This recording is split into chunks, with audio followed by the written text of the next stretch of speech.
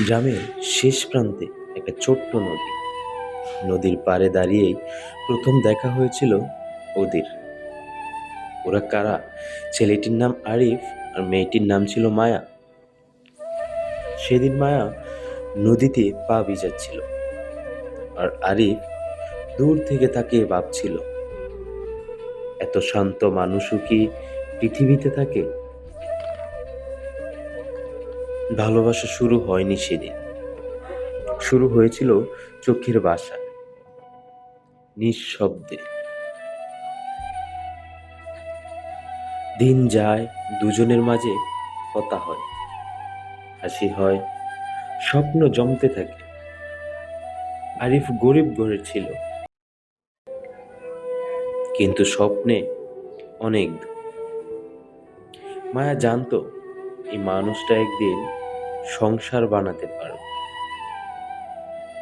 পরিবার রাজি ছিল না প্রথমে।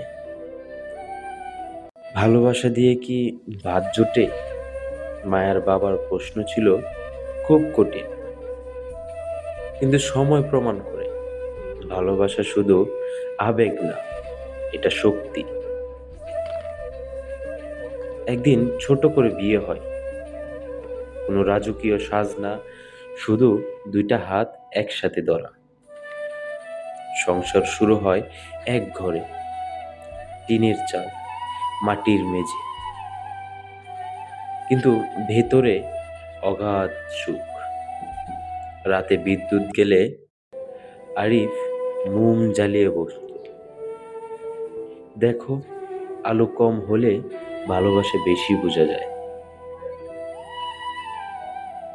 1 বছর পর ওদের ঘরে আসে একটা ছোট্ট ছেলে, নাম রাখে নূর।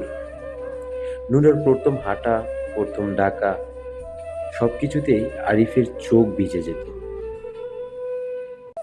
সে বলতো, আমি যদি কিছু নাও পাই, এই ছেলেটা একদিন বড় মানুষ হবে। কিন্তু জীবন সব সময় স্ক্রিপ্ট মেনে চলে না। একদিন আরিফ অসুস্থ হয়। শুরুতে সবাই বলে সারাদিন জ্বর,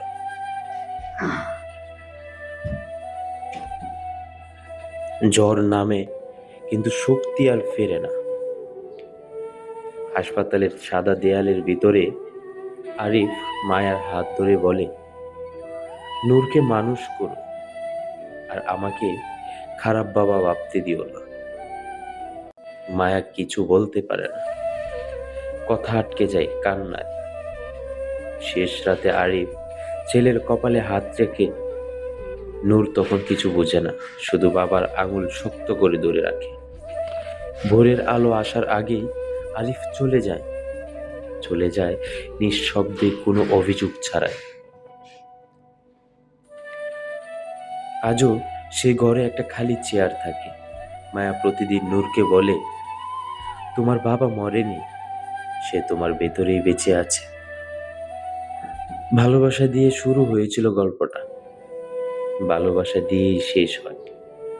কিছু ভালোবাসা চিরকাল বেঁচে থাকে, মানুষটা যদিও না থাকে।